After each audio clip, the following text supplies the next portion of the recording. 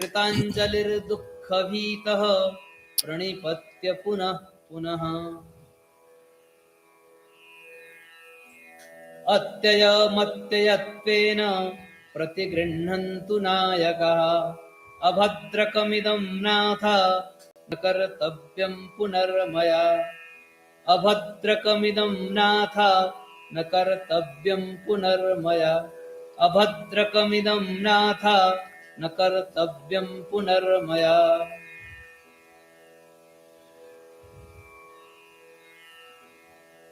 इति श्री शान्तिरेव विरचिते बोधिचर्यावतारे पापदेशना नाम द्वितीयः परिच्छेदः।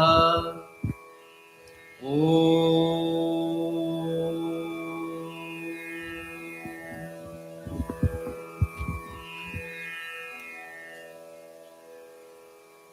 How are you?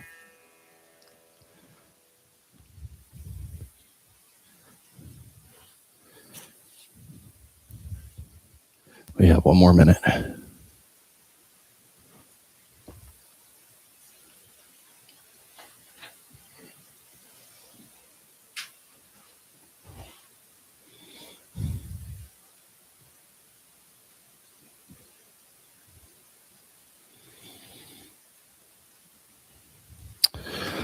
All right. Well, good morning, and I want to welcome you all to the Rime Buddhist Center. So glad that you're here. If you're joining us online and you'd like to follow along with the service, definitely click on the event description. There is a link to our PDF. We will be doing a few extra special prayers today that aren't part of the PDF. So I just want to make sure you don't get thrown off too much. I'll announce when it's going to be a little bit different. Before we begin, I think I'm going to do the announcements up front. Today is Sakadawa Duchin. Duchin means festival. Sakadawa is the actual name of the Tibetan month that we're in right now. But today's probably one of the holiest holidays for the on the Tibetan calendar for us as practitioners. And we're using this as a full day practice. So several of us came in bright and early at 5:30 to take 24-hour vows. This morning we've had kind of open meditation. We've done Kumne yoga. You'll notice on the microwave, the refrigerator, and also on the there it is. On the board out front, but we have a schedule. So if you are interested in participating with us for the rest of the day, I invite you to do so. So we're doing our Sunday service today at 10:30, and then at 12:30 we'll start our open meditation. So there'll be about a half hour or so for lunch break for those of you who are staying for throughout the day. And then the other thing is we have a group class that's meeting at 12:30 on the third floor shrine room. This is a group of folks that are doing practices like Dzogchen and Mahamudra. And so John, who led our Mahamudra retreat last weekend, leads that class. So he wanted me to make sure everybody who attended the retreat, if you'd like to continue that kind of discussion, feel free to join us. Then at 2:00, we're going to open it up for meditation. So if you leave and you want to come back, it's just open meditation. If you come through, just be quiet as you're coming in here to the shrine room. If you want to meditate and you don't want to be disturbed at all, probably the third floor shrine room is going to be your best bet.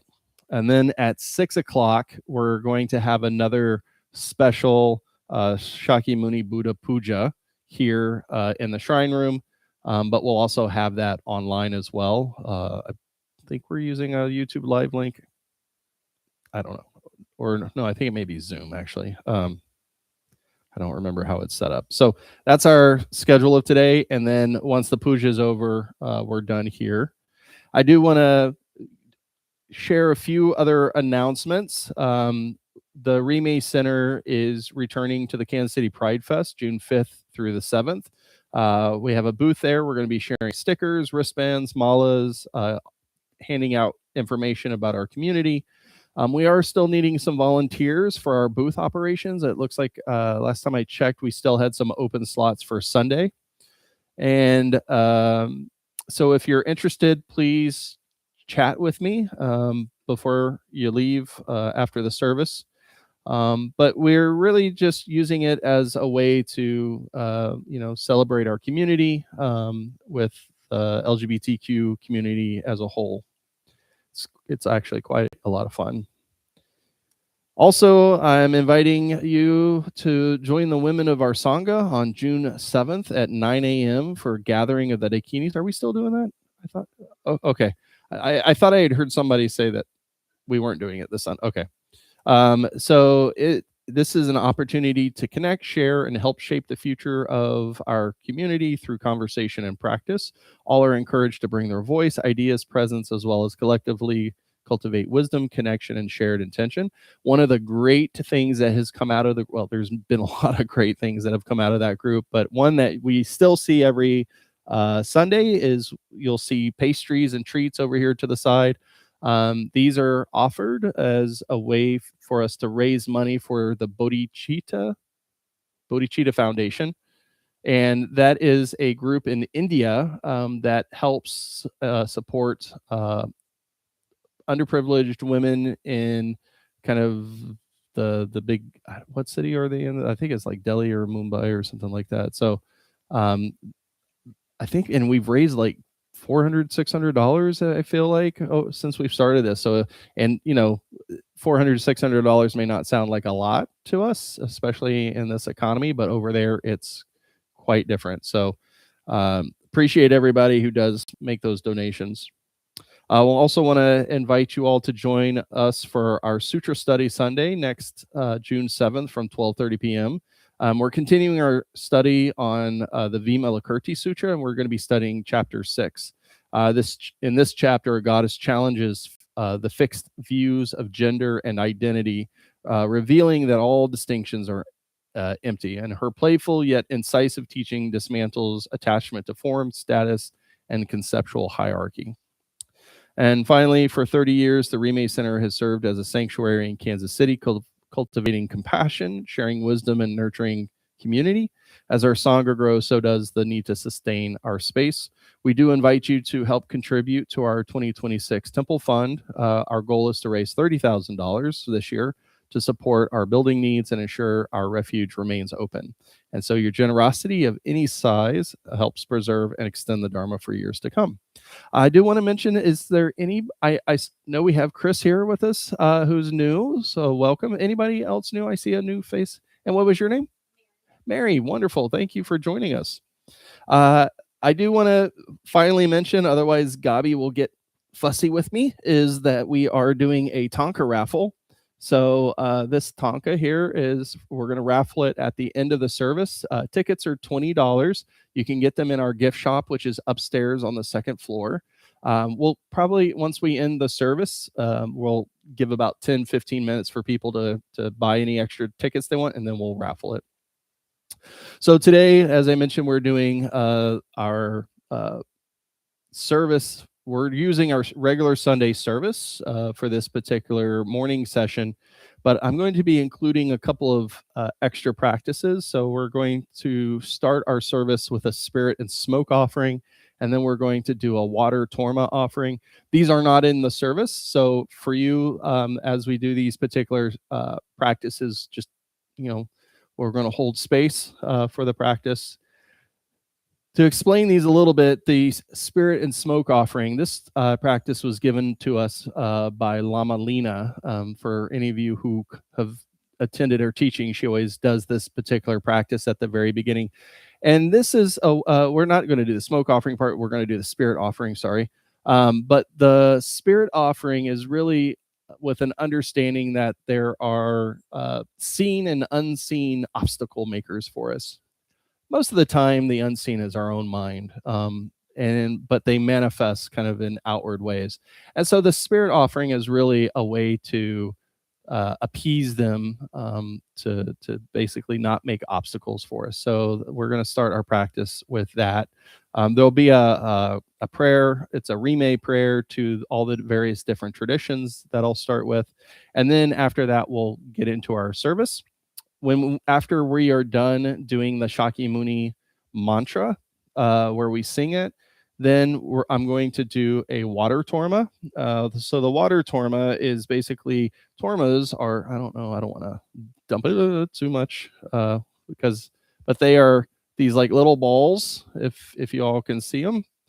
And so the way it works is we then have, they're also sticky because they have molasses and sugar and the 3 whites and the 3 sweets. And so this vase with water gets poured on it, and it's a way to use water as a tangible thing to pour blessings. And the tormas are another form of offering.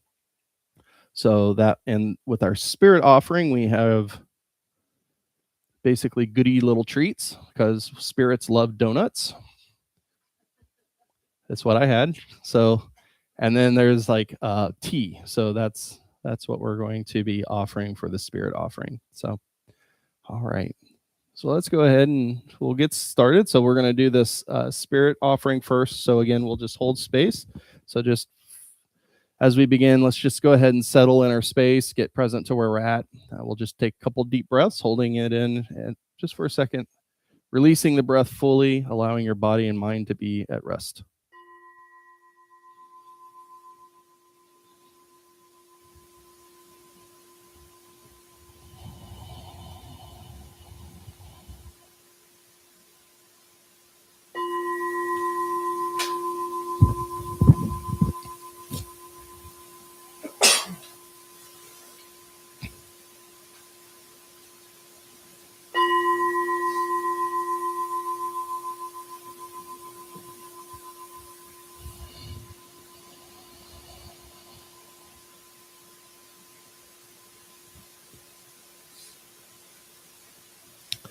Namo Guru Bhyaha, peaceful space of reality in which abandonment and realization are complete, perfect enjoyment of great bliss, blazing with the splendor of the signs and marks, and dance-like emanations attuned to the temperaments of those to be tamed, to the oceanic guides of these 3 kayas, I pray.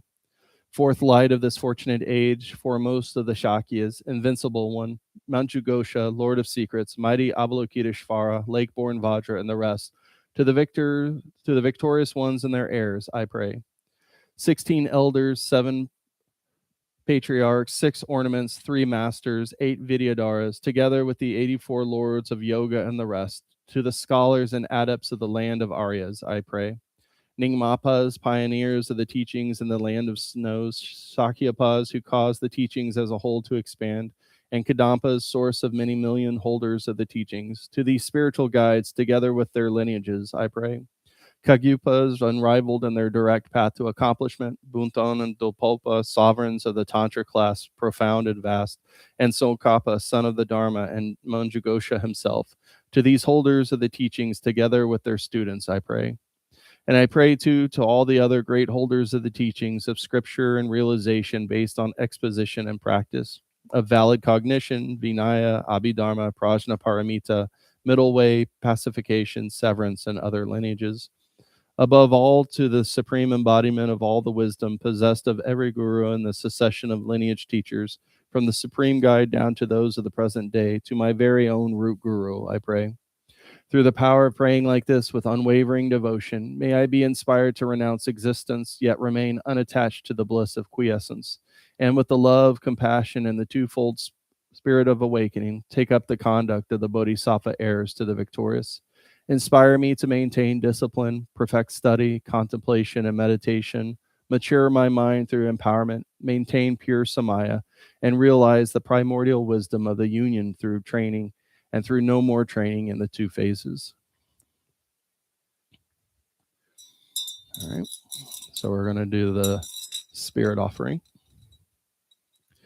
To the supreme guide, the precious Buddha, to the supreme protection, the precious Dharma, to the supreme spiritual companion, the precious Sangha, to the object of refuge, the three jewels, I make offerings. To the supreme guide, the precious Buddha, to the supreme protection, the precious Dharma, to the supreme spiritual companion, the precious Sangha, to the objects of refuge, to the three jewels, I make offerings. To the supreme guide, the precious Buddha, to the supreme protection, the precious Dharma, to the supreme spiritual companion, the precious Sangha, to the objects of refuge, the three jewels, I make offerings.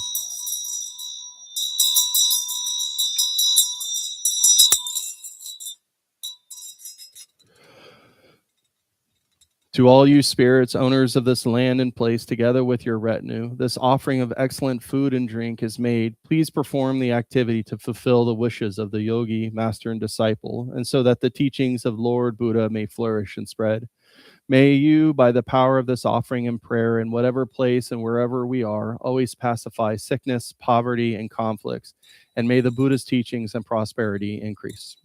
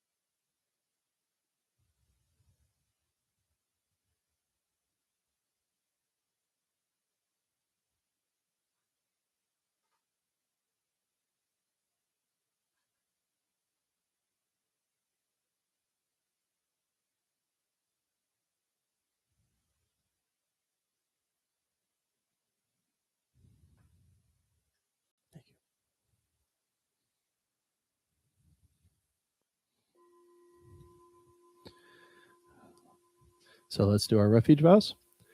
In the Buddha, Dharma, and Sangha, I go for refuge until enlightenment is reached. May my generosity and accumulations of merit bring benefits to all beings, and may all beings actualize perfect Buddhahood. In the Buddha, Dharma, and Sangha, I go for refuge until enlightenment is reached. May my generosity and accumulations of merit bring benefit to all beings, and may all beings actualize perfect Buddhahood. In the Buddha, Dharma, and Sangha, I go for refuge until enlightenment is reached. May my generosity and accumulations of merit bring benefit to all beings, and may all beings actualize perfect Buddhahood. Four immeasurables. May all beings be endowed with happiness. May all beings be free from suffering. May all beings never be separated from happiness. And may all beings abide in equanimity, undisturbed by the eight worldly concerns. May all beings be endowed with happiness. May all beings be free from suffering. May all beings never be separated from happiness. And may all beings abide in equanimity, undisturbed by the eight worldly concerns. May all beings be endowed with happiness. May all beings be free from suffering. May all beings never be separated from happiness. And may all beings abide in equanimity, undisturbed by the eight worldly concerns. For as long as space endures, and for as long as living beings remain, until then may we too abide to dispel the misery of the world. And so for this next meditation, I want to lead you on a guided meditation. We'll begin by sitting comfortably and at ease,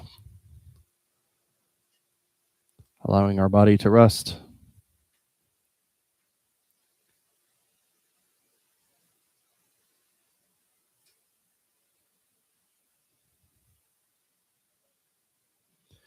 Allow your posture to be like a mountain, upright, stable, yet relaxed.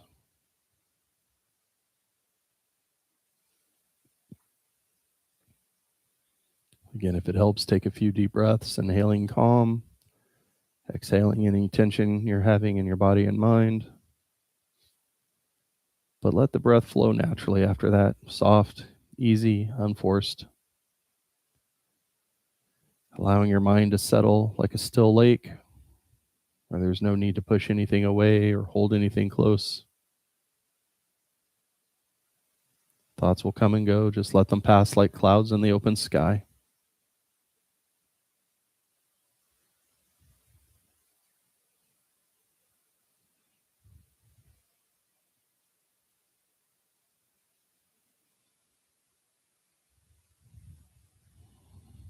And as thoughts arise, as they always do, just silently ask to yourself where these thoughts are coming from, where do they go?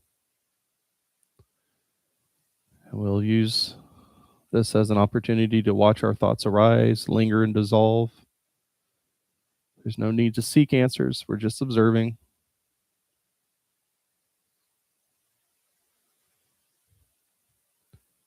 Notice how when thoughts are left alone, given no energy to continue, they leave no trace, like waves returning to the ocean.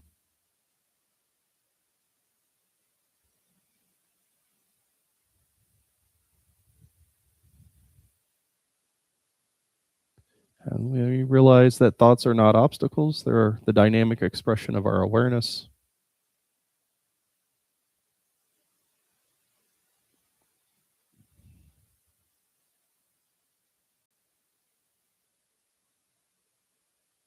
And again, just notice any thought, subtle or strong, clear or vague. Recognize them as the natural radiance of awareness itself. We don't need to cling to them. We don't need to reject them. See them arise, shine, dissolve, self-liberated from the very beginning.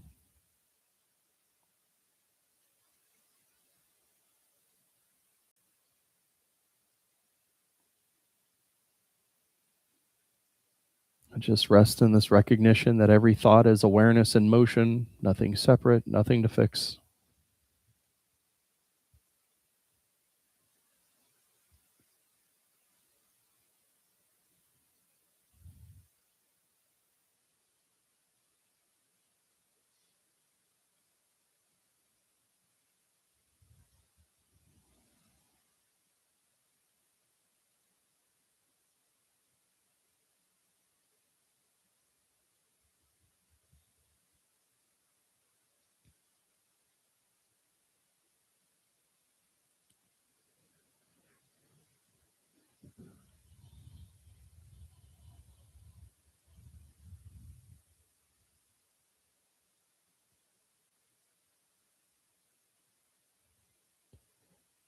And now let's turn our attention to the mind itself. Again, asking ourselves gently, what is mind? Where is it? What is its essence? Allowing yourself to just rest in this open curiosity.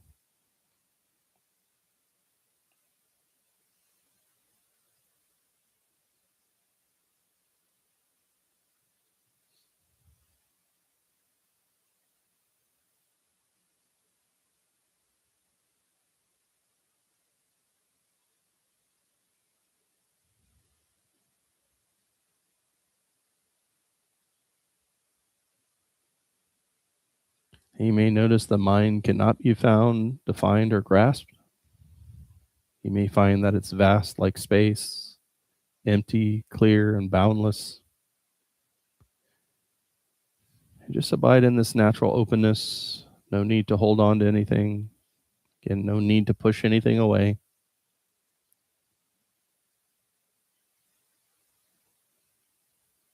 And while you're resting in this empty clarity, you may observe that appearances still arise.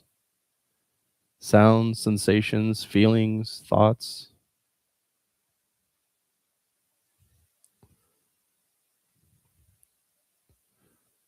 But these appearances are not separate from emptiness. They're its natural display, like reflections in a mirror, empty yet vivid, vivid yet empty. This is the non dual nature of reality, and just rest in the seamless unity.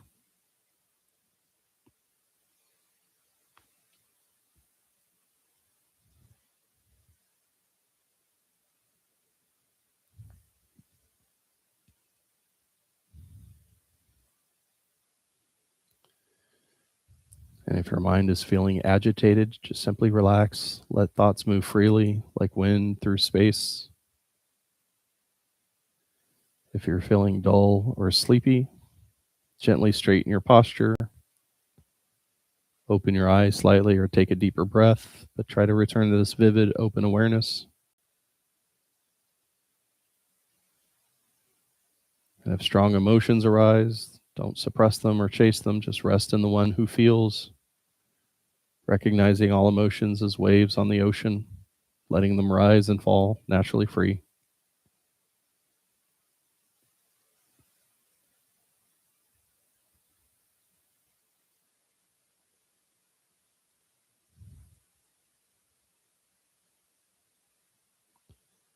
And we can let go of any analysis, allowing ourselves to just rest in this natural state, primordially pure, empty, luminous. Nothing to do, nothing to maintain, whether thoughts arise or not. Just simply rest as the one who knows.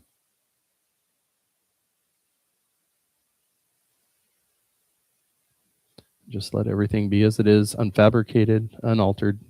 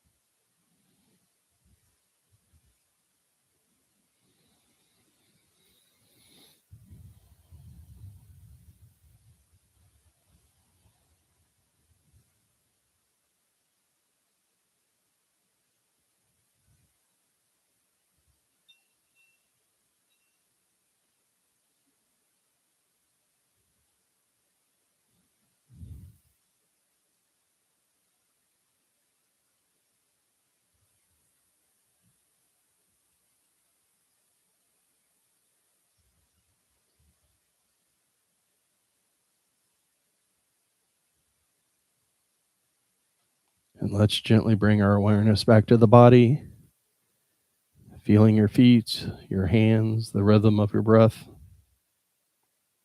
You can wiggle your fingers and toes softly, taking a deep breath in and a long, slow breath out.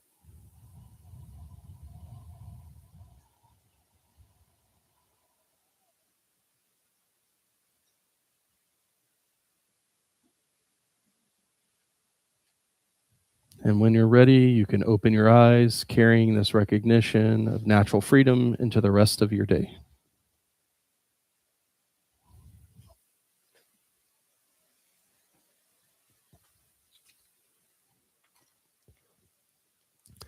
Supplication to Buddha. To the Blessed One, the one gone beyond, the fully awakened one, the great physician, the supreme teacher. You came to this earth, and through your own efforts, you obtained the awakened state, overcoming all suffering and distress. Through your great compassion, you showed us the path to liberation. You taught us the merit of compassion, wisdom, and equanimity. To you, the glorious teacher, I prostrate. Do not commit any non-virtuous actions, perform only perfect virtuous actions. Subdue your mind thoroughly. This is the teaching of the Blessed One. Through the merits of these thoughts, words, and actions, may we dedicate this for the benefit of all sentient beings. And like you, O Blessed One, may we and every being attain your supreme awakened state, free from the ocean of suffering. Lord of the Dharma, I prostrate to your omniscient being. 7-limb prayer. Reverently, I prostrate with my body, speech, and mind and present clouds of every type of offering, actual and mentally transformed. I declare all my negative actions accumulated since beginless time and rejoice in the merits of all holy and ordinary beings. Please remain until samsara ends and turn the wheel of Dharma for sentient beings. I dedicate the merit created by myself and others to the great enlightenment. Mandala offering. This ground anointed with perfumes, strewn with flowers, adorned with Mount Meru, the 4 continents, the sun, and the moon. I imagine this as a Buddha field and offer it. May all living beings enjoy this pure land. The objects of my attachment, aversion, and ignorance, friends, enemies, strangers, my body, wealth, and enjoyments, without any sense of loss, I offer this collection. Please accept it with pleasure and bless me with the freedom of 3 poisons. Idam Guru Ratna Mendalakam Niyatayami. Supplication to Palden Lamo. Soul Mother, Lady victorious over the 3 worlds, please pay attention here and now. You overpower the whole apparent world, samsara and nirvana, by heroically guarding the Dharma and Dharma holders with the 4 types of actions, flashing light lightning. You soar up openly like a full moon in the midst of a garland of powerful Dharma protectors. Powerful Daikini protector, I prostrate to your omniscient being.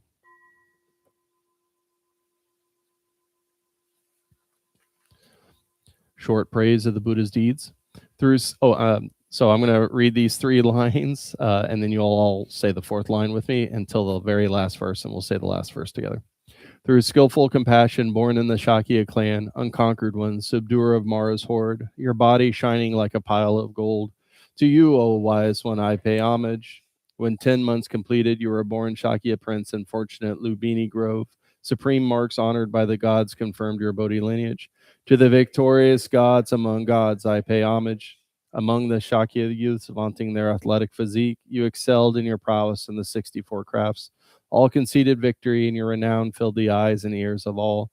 To you who are unequaled in the 3 worlds, I pay homage. At the 4 city gates, you were shown the 4 kinds of sorrow and cut your own hair in front of the Vishuddha stupa. On the banks of the Narayana, you practiced as an ascetic.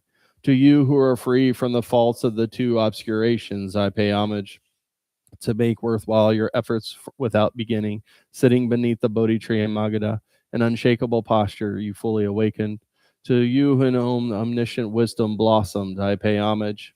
At Varanasi, you turned the wheel of Dharma. At Jeddah Grove, you showed great miracles. At Kushanagara, your wisdom mind passed into parinirvana. To you whose mind is like the sky, I pay homage. Through the merit of this brief praise of the deeds of the enlightened one, master the teaching, May the actions of all living beings come to equal the acts of the Sugata himself.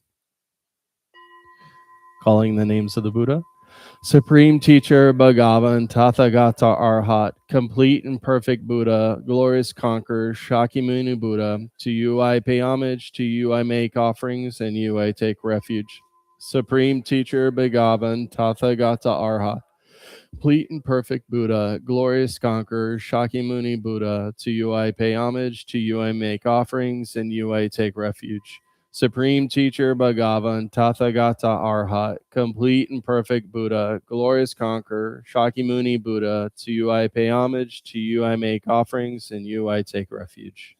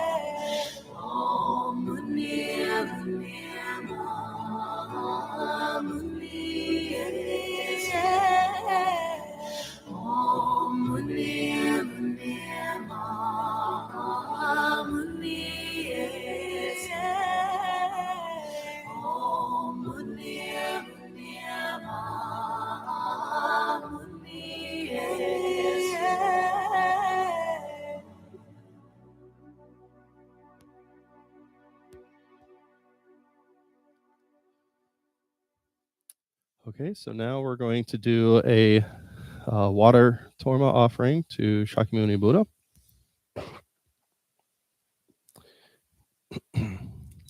So we're going to start, this piece has several parts. So we're going to do an offering mudra. So it's kind of hard to, because I'm kind of a big guy, but there's these offerings up here on the shrine, and there's 8 different offerings. And so there's 2 waters. So the first one is water for drinking, then water for bathing. There's a flower offering, incense, a butter lamp, which is the candle, pure perfumed water, celestial food or a food offering, which is that torma there, and then music. And so as I do this offering prayer, there's mudras, so hand gestures that go along with it.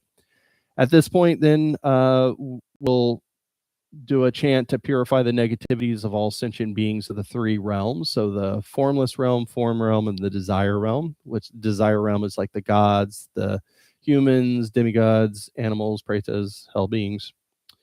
Then we'll bless the offerings. And then even though I've got this teeny weeny little bowl of offerings, we want to visualize that it just, it's like drops of water. It's like Jack and the Beanstalk, right? It just becomes this huge amount of offerings. And then by pouring the water, it turns that into nectar that we then make an offering to all the different beings. So as I read this, I'll actually indicate the different beings that we are presenting this to as offerings. And then we visualize that they partake of the offerings, are satisfied, happy, and provide good merit for us. So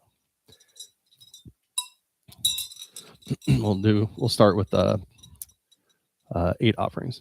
Om Vajragram Ahum Soha, Om Vajrapadyam Ahum Soha, Om Vajrapushpe Ahum Soha, Om Vajradupe Ahum Soha, Om Vajraloke Ahum Soha, Om Vajragande Ahum Soha, Om Vajranebde Ahum Soha, Om Vajrashabda Ahum Soha. To you who turns the wheel of Dharma, Sakya Sanjay, I bow. Om Sarvakara Hum, Om Sarvakara Hum, Om Sarvakara Hum. The vessel containing the precious substance becomes vast and spacious, equal to the 3,000-fold world system. Om Sarva Siddhi Hum, Om Sarva Siddhi Hum, Om Sarva Siddhi Hum. The nectar, which is the divine substance endowed with all taste, completely fills up the expanse of space. So thinking that, then we invite all the guests of Samsara Nirvana and that they're pleased and satisfied with these offerings. So we're going to do this next mantra 7 times. I'm going to do this next mantra 7 times. Nama Sarva Tathagata Avalokita Om Sambara Sabara Nama Sarva Tathagata Avalokita Om Sambara Sabara Nama Sarva Tathagata Avalokita Om Sabara Sabara Nama Sarva Tathagata Avalokita Om Sabara Sabara Hum. Nama Sarva Tathagata Avalokita Om Sabara Sabara Hum. Nama Sarva Tathagata Avalokita Om Sabara Sabara Hum. Nama Sarva Tathagata Avalokita Om Sabara Sabara Hum. May the noble guests be delighted by these offerings. May the oath-bound ones fulfill their pledges. May beings of six realms be satisfied with these offerings. May all karmic debtors be repaid. The offerings are blessed by meditation, mantra, and mudra, the offering substances being given pleasurable to the 5 senses, to the root and lineage lamas of the 3 times and those gone to bliss. By making these offerings, may our negativities be purified. Deities, teachers of the 3 times, and all of our own parents, by giving these offerings, may great merit be obtained. The protectors, guardians of Dharma, custodians of the teachings, by making these offerings, may you grant us assistance. To all sentient beings who fall into the 6 classes of beings through this act of generosity, may you become truly happy. To the obstructing spirits who rob our life force, may these debts be paid and retribution be settled. To the regional spirits and local spirits, by dedicating these offerings, may you be free from malice. May the offerings of these substances be like a rainfall of enjoyment for all. I rejoice in the spiritual merit of whatever virtue Shravakas, Pratyeka Buddhas, Bodhisattvas, and ordinary beings have gathered throughout the 3 times.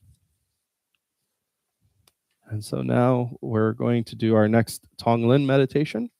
And I'm also going to lead us on a guided Tonglen practice.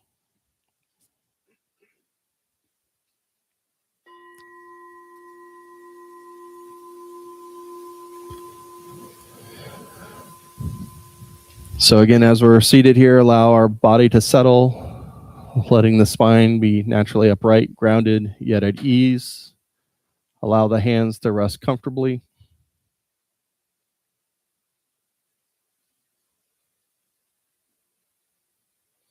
If it feels appropriate, gently close your eyes or soften your gaze.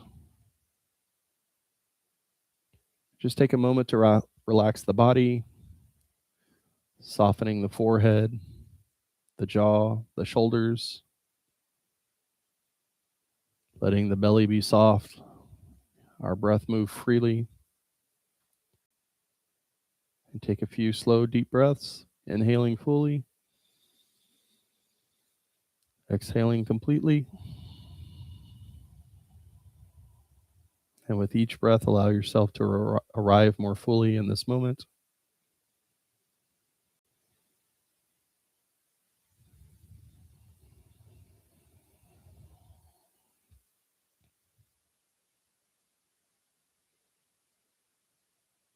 And now let the breath return to its natural rhythm, bringing your attention gently to the sensation of breathing, the rise and fall of the body, the feel of air entering and leaving. Allowing the mind to rest with the breath, not trying to change it, simply knowing the breath as it is.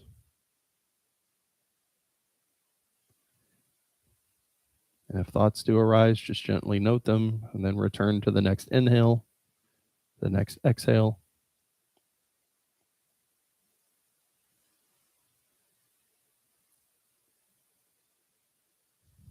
Now bring someone to mind who is experiencing suffering. This may be someone you know personally, someone who is close to you. It could be one person, it could be many. But just let the image or sense of this person arise naturally. There's no need to be precise.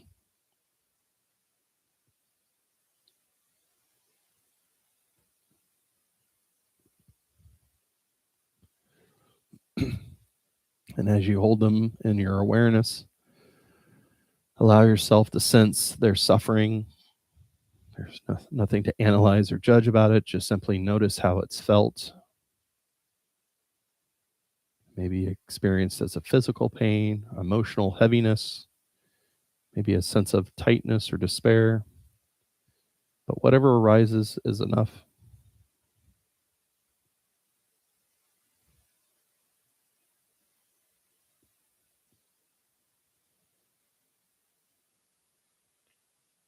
And as you breathe in, imagine breathing in the suffering.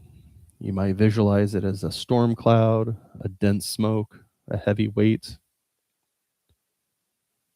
With each in-breath, just gently acknowledge their pain, not trying to fix it, not trying to push it away. Just simply be willing to touch it with your awareness. And as the suffering enters the heart, imagine it being transformed like light passing through a prism within the vast open space of the heart. Suffering meets wisdom and becomes compassion.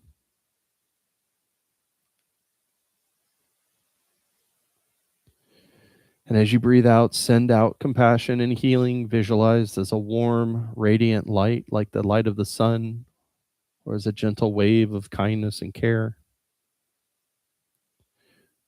With each out breath, offer release, relief, and love, letting the suffering being released, transformed into compassion as it flows outward. And just continue in this rhythm, breathing in the suffering, breathing out compassion, allowing the breath to set the pace. There's no need to force anything. There's no right or wrong experience.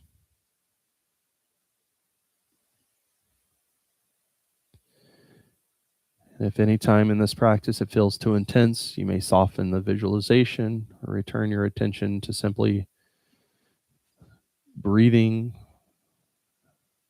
You may also widen the focus, breathing in the suffering of many beings, breathing out compassion for all.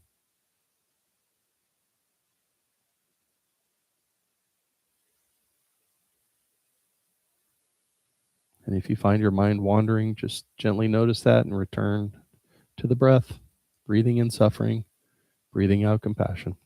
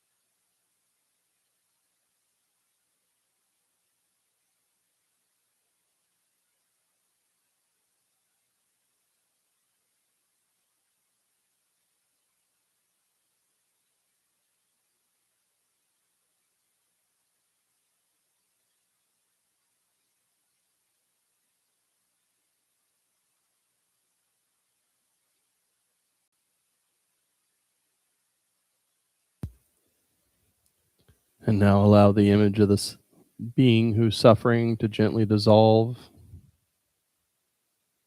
letting the practice rest, and just return your attention fully to the breath just as it is, inhaling and exhaling.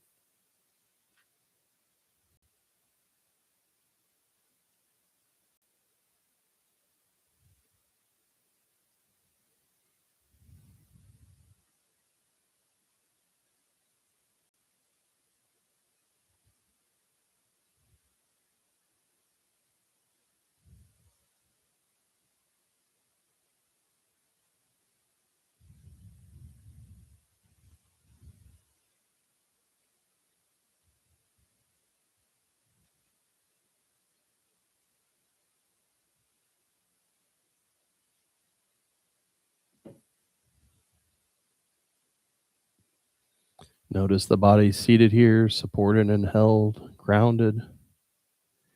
Taking a few more deeper breaths, feeling the stability beneath us.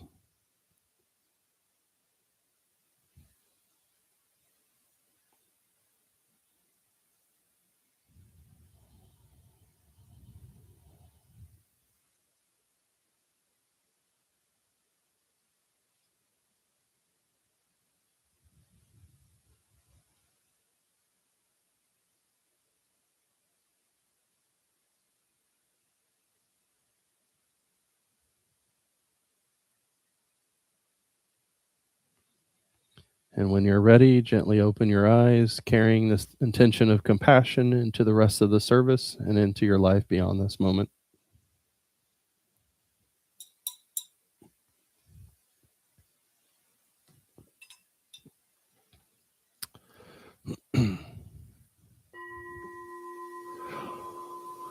Calling the Buddhas and Bodhisattvas. Buddhas and Bodhisattvas, think of us, behold us from the place of great bliss on the crown of our head. Bring us to meet the very face of the Dharmakaya, the awareness of our true nature, and in this very life bring us to complete enlightenment. Alas, sentient beings like ourselves who have committed negative actions wander in samsara from beginless times, still experiencing endless suffering. We do not feel even an instant of repentance. Buddhas and Bodhisattvas, think of us, behold us swiftly with compassion. Bless us that renunciation arise from the depths of our heart. We conceal within ourselves a mountain of faults, yet put on others and broadcast their shortcomings, though they be as minute as sesame seed. Though we have not the slightest good qualities, we boast saying how great we are. We have the label of Dharma practitioners, but practice only non-Dharma. Buddhas and Bodhisattvas, think of us, behold us swiftly with compassion. Bless us that we lose our pride and self-centeredness. We conceal within the demon of ego clinging that always brings us to ruin. All of our thoughts cause kleshas to increase. All of our actions have non-virtuous results. We have not even turned towards the path of liberation. Buddhas and Bodhisattvas, think of us, behold us swiftly with compassion. Bless us that grasping onto a self be uprooted. A little praise makes us happy, a little blame makes us sad. With a few harsh words, we lose the armor of our patience. Even if we see those who are destitute, no compassion arises. When there is an opportunity to be generous, we are tied in knots by greed. Buddhas and Bodhisattvas, think of us, behold us swiftly with compassion. Bless us that our mind be one with the Dharma. Although we have taken refuge, engendered bodhicitta, and made prayers, devotion and compassion have not arisen in the depths of our being. Dharma activity and the practice of virtue have turned into hollow words. Our empty achievements are many, but none have moved our mind. Buddhas and Bodhisattvas, think of us, behold us swiftly with compassion. Bless us that whatever we do is in harmony with the Dharma. Bless us that repentance arrives from deep within. Bless us that our path become free of obstacles. Bless us that we are able to exert ourselves in practice. Bless us that we bring difficult situations onto the path. Bless us that we see the very face of the mind's true nature. Bless us that we achieve enlightenment in one lifetime.